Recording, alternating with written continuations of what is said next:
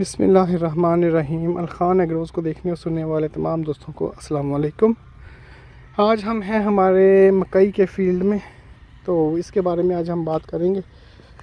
तो ये हमने लगाई थी 23 तारीख को, पिछले महीने की, मतलब फरवरी की 23 तारीख की ये लगी हुई है।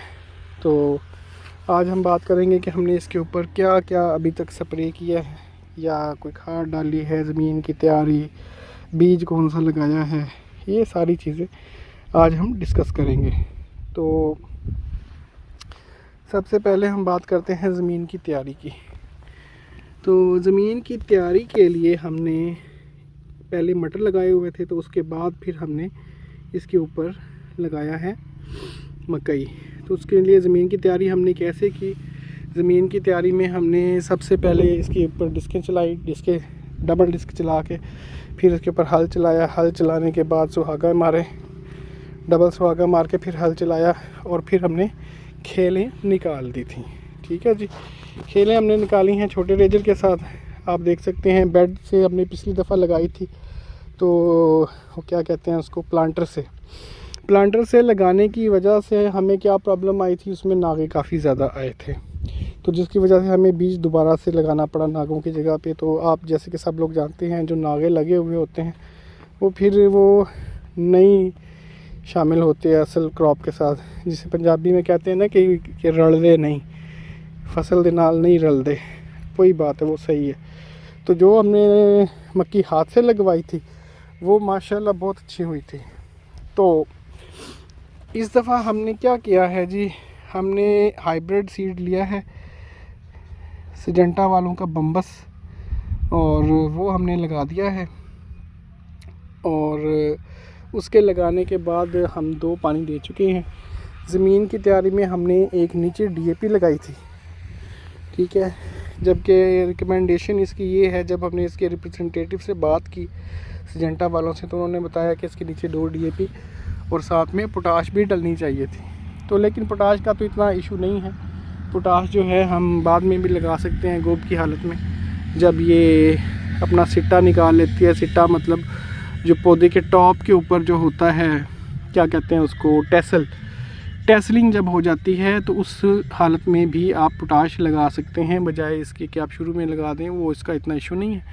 बाकी बात रह गई DAP की, तो DAP 2 डालनी थी, हमने 1 डाली है, तो उसका भी कोई इशू नहीं है। वो खाद भी बाद में दोबारा से पूरी की जा सकती है। तो अब सवाल ये है कि इसमें हम नाइट्रोफास कितना डालें, नाइट्रोफास हम किस स्टेज पर डालें और कैसे डालें कि वो हमारे लिए बेहतरीन साबित हो। तो उसके लिए जो मेरी ऑब्ज़र्वेशन है, मैंने ये देखा है कि जो नाइट्रोफास है ये एक शॉर्ट ड्यूरेशन वाली क्रॉप है, शॉर्ट सर्कल वाली क्रॉप है। चूँकि इसकी pH जो है वो लो होती है, ये तेज़ाबी खाद है, तो ये जल्दी पौधे को मैसर हो के जल्दी ही ज़मीन से ख़त्म हो जाती है। तो आप देख सकते हैं जर्मिनेशन माशाल्लाह बहुत बेहतरीन हो गई है। तकरीबन आप कह सकते हैं कि 95 से ऊपर है, ठीक है। 100 तो मैं नहीं कहूँगा, क्योंकि मुझे कई सीड्स मिले हैं जो कि कव्वों ने ऊपर से निकाले हुए हैं। बाकी सीड में डिफेक्ट कोई नहीं है, सीड वाइज जो है ये मुझे तो 100% ही लगी है, ठीक है जी। तो ये 95 से भी मैं कहता हूँ कि अबव ही है ये इसकी जर्मिनेशन। तो ये हो गया जर्मिनेशन के हवाले से। अब आप देख सकते हैं पौधा जो है इस वक्त 3 से 4 पत्तों की हालत में मौजूद है, और इसको हम अगर ऑब्ज़र्व करें तो अभी तक इसके अंदर कोई भी साइन नहीं है सुंडी का, या फिर दूसरा क्या कहते हैं उसको, कीड़ी जिसको बोलते हैं उसका। तो कीड़ी के साइंस कुछ पौधों में नज़र आए हैं, लेकिन वो जितने साइंस नज़र आए हैं वो सब के सब जो कीड़ी है वो बन्नों के साथ साथ जो घास उगा हुआ है उन पौधों के ऊपर कहीं कहीं पे उसका अटैक नज़र आता है। तो ऐसी कंडीशन में मैं ये समझता हूँ कि पौधा चूँकि अभी बहुत छोटा है, तो इसको नहीं स्प्रे नहीं करनी चाहिए, ठीक है। ये देखिए, ये पौधा बनने के साथ लगा हुआ है और इसके ऊपर जो है ना अटैक नज़र आ रहा है। मैं आपको नज़दीक से दिखाता हूँ जी। आप देख रहे हैं इसके ऊपर अटैक नज़र आ रहा है, और ये देखें ये बनने के साथ मौजूद है। बनने के साथ घास होती है, घास के अंदर फिर कीड़ियाँ शीड़ियाँ और 100 तरह की चीज़ें होती हैं। तो सिर्फ बनने के साथ साथ चंद पौधों के अंदर मुझे ये नज़र आया है।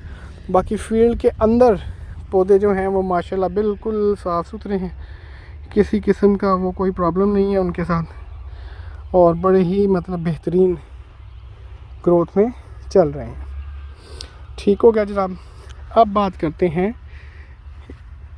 ये सीड कौन सा हमने लगाया है। ये हमने सजेंटा का बम्बस, इसकी बड़ी तारीफ़ सुनी थी कि इसकी जो है 100 से ऊपर मतलब 120 30 40 तक लोगों ने 50 मन तक सॉरी 150 मन तक जो है इसकी पैदावार हासिल की है।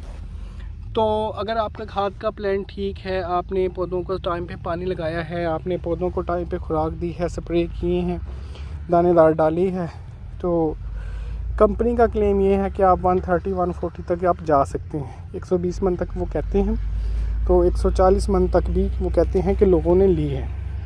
तो चलो देख लेते हैं तो कैसा ये इसका एक्सपीरियंस होगा, इसका तजुर्बा कैसा रहेगा। तो ये अच्छा जी, तो अब हम बात करते हैं इसकी खाद के बारे में। जो मज़ीद खाद हमने देनी है ना, उस सिलसिले में बात कर लेते हैं कि हम क्या फर्दर इसको डाल सकते हैं, क्या इसका मतलब हमारा आउटपुट रहेगा। तो बात करते हैं सबसे पहले हमारी प्यारी नाइट्रोफास, हमारी मशहूर खाद जो कि पाकिस्तान के हर किसान की हर दिल अजीज़ है। ठीक है, इसके बारे में बात कर लेते हैं। नो डाउट बहुत अच्छी खाद है ये। इसके बीच में जो नाइट्रोजन, आप दूसरे लफ्ज़ों में आसान लफ्ज़ों में कहें तो यूरिया जो है इसमें जो शामिल है वो एक बहुत अच्छा सोर्स है, और बड़ी जल्दी ही पौधे को मिल जाता है इस्तेमाल करने के लिए, खाने के लिए। तो अगर हम इसकी बात करें तो ये खाद जो है ना, इसका साइकिल होता है 15 दिन का। मतलब तकरीबन 15 दिन के अंदर ये खाद मुकम्मल तौर पे यूटिलाइज़ हो जाती है या उड़ जाती है ज़मीन में। खैर ज़मीन का हिस्सा ये DAP की तरह नहीं बनती, ये रेडिली अवेलेबल हो जाती है। इसको पौधे इस्तेमाल कर लेते हैं, चाहे वो जड़ी बूटियाँ हों, चाहे वो आपकी फसल हो, जो भी हो। वो 15 दिन का साइकिल होता है इसका, तो आप इसको ईज़िली करवा सकते हैं। मेरी रिकमेंडेशन के मुताबिक अगर हम इसको लगाएं, बजाय पूरी खाद इस्तेमाल करने के 1 एकड़ फी बोरी, इसको आप स्प्लिट डोज मतलब आधी आधी करके अगर आप लगा देते हैं तो वो मेरे ख्याल से ज़्यादा फ़ायदेमंद है। उससे ज़्यादा अच्छे तरीके से उसकी यूटिलाइजेशन हो जाती है। अगर आप 1 एकड़ में लगा रहे हैं 1 बोरी, तो बजाय 1 बोरी लगाने के आधी बोरी इस्तेमाल करें एक पानी पे, फिर तकरीबन 15 दिन बाद या अगले पानी पे फिर दोबारा से आधी बोरी इस्तेमाल करें। ठीक है, मैं क्या करता हूँ, मैं आधी बोरी एक दफ़ा लगाता हूँ, फिर अगले पानी पे आधी बोरी लगा देता हूँ। इस तरह फिर आप कह लें कि तकरीबन 30 दिन जो है या 20 दिन तक पौधे को खाद मिलती ही रहती है। ठीक है जी, तो ये एक अच्छा सोर्स है फास्फोरस का भी और नाइट्रोजन का भी। ठीक है, पहले तकरीबन कह लें कि 1.5 महीने के अंदर पौधे को फास्फोरस और नाइट्रोजन दोनों चाहिए होती हैं। ठीक है, दोनों की उसको ज़रूरत होती है। तो इसलिए आप कोशिश करें कि नाइट्रोफास का इस्तेमाल करें शुरू में। उसके बाद आप अपनी जो दूसरी खाते हैं यूरिया वगैरह या पोटाश है वो आप इस्तेमाल कर सकते हैं। तो इससे आपकी फ़सल को ज़्यादा फ़ायदा पहुंचेगा और वो ज़्यादा अच्छे तरीके से ग्रो करेगी, ज़्यादा अच्छे तरीके से आपको वो देगी। कलर ज़्यादा या शोर ज़्यादा जो ज़मीनें हैं, मैं अभी उनकी बात नहीं कर रहा, मैं नॉर्मल जो ज़मीनें हैं उनकी बात कर रहा हूँ। ठीक है, कलर ज़्यादा ज़मीनों में जब आप खाद डालते हैं तो उसके साथ जो ह्यूमिक एसिड है वो लाजमी देना चाहिए उसे, क्योंकि ये क्या करता है, ये pH लो कर देता है ज़मीन की, जिसकी वजह से पौधा जो होता है वो बड़ी जल्दी अपनी खाद जो है वो अब्ज़ॉर्ब करके उसको इस्तेमाल में ले आता है। ठीक है, तो उससे फिर फ़ायदा होता है। अगर आप कलर ज़्यादा शोर ज़्यादा ज़मीन है तो उसमें ह्यूमिक एसिड इस्तेमाल करना चाहिए। ठीक है जी, तो ये हो गया खाद। और अब है स्प्रे। तो स्प्रे के हवाले से आप देख सकते हैं कि फील्ड के अंदर आपको कोई जड़ी बूटी नज़र नहीं आ रही होगी। ठीक है, ये थोड़ी बहुत अगर कुछ है तो ये बनने के ऊपर ऊपर है, खेलियों के अंदर नहीं। माजरत। तो इसकी वजह ये है कि हमने इसके ऊपर स्प्रे किया था डुअल गोल्ड का। ठीक है जी, डुअल गोल्ड मेरे नज़दीक एक बहुत अच्छी जहर है, बहुत अच्छा जहर है, क्योंकि मैं तो इस्तेमाल करता हूँ इसको, दूसरी भी मैंने इस्तेमाल करके देखी है, लेकिन जो रिज़ल्ट इसका है ना वो दूसरों के साथ कंपेरेबल नहीं है।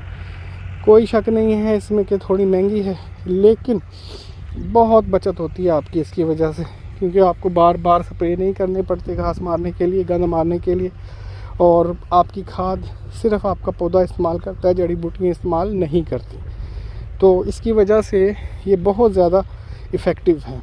ठीक है, तो अगर आपने कर दिया है स्प्रे, तो ये स्प्रे 3 महीने तक इजीली जो है ना, जहाँ तक पानी की सही रेंज पहुँची है, 24 घंटे के अंदर अगर आप इसको स्प्रे कर देते हैं तो वहाँ पर ये अल्लाह के हुक्म से कोई भी गंद नहीं उगने देता। हाँ, खेलियों के ऊपर जहाँ तक इसकी रेंज सही तरह से पानी की नहीं पहुँचती, वहाँ पर जो है गंद जो है वो अपनी जगह बना लेता है। ठीक है, तो वो फिर जो गंद उग भी जाता है तो उसका कोई इतना वो नहीं होता कि भी वो नुकसान करेगा, वो छोटा छोटा ही रह जाता है जहर की वजह से। मतलब कद जो है ना उसका, वो डवार्फ यानी पंजाबी में जैसे कहते हैं ना मदरा रह जाता है। ठीक है, तो ये एक बहुत अच्छा जहर है, नो डाउट। तो इसके अलावा फिर जैसा कि मैंने आपको शुरू में बताया, अब जो इसके ऊपर ज़्यादातर लोग इस वक्त कर रहे हैं कीड़ी का स्प्रे या फिर दूसरे सुंडी वगैरह का स्प्रे, फॉल आर्मी वर्म जिसको कहते हैं हम।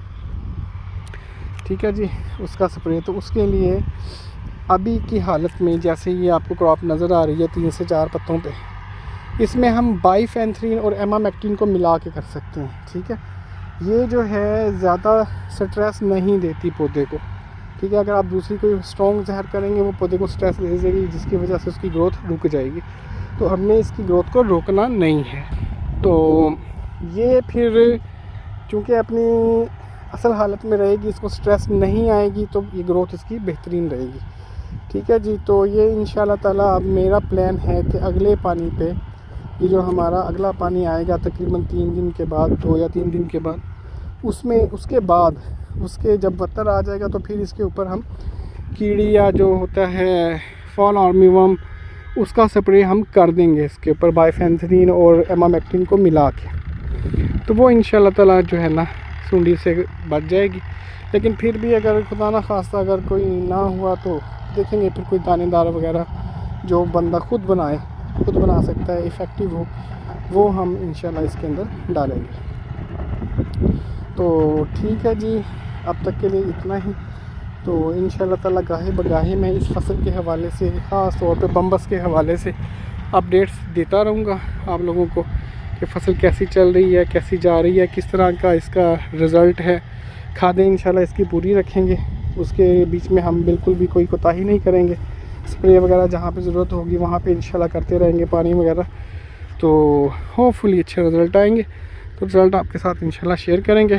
तो अब तक के लिए इतना ही, अपना ख्याल रखिएगा। अल्लाह हाफिज़।